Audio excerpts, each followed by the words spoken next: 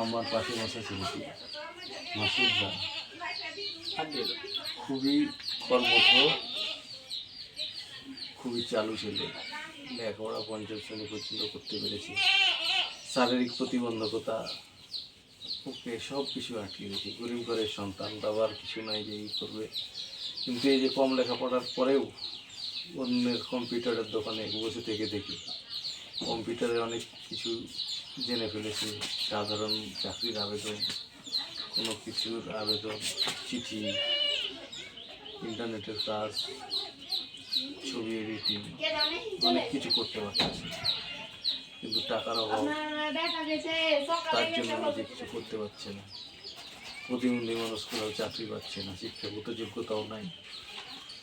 তো আমি আশা করছি আনান লিভ ফাউন্ডেশনের পক্ষ থেকে এই মাসুদ রানাকে যদি স্বাবলম্বীকরণ প্রজেক্টের মাধ্যমে যদি একটা কম্পিউটার সঙ্গে দেওয়া হয়, সে একটা দোকান করে যেন জীবিকা নির্বাহ করতে পারে। ধন্যবাদ। আসসালামু আলাইকুম।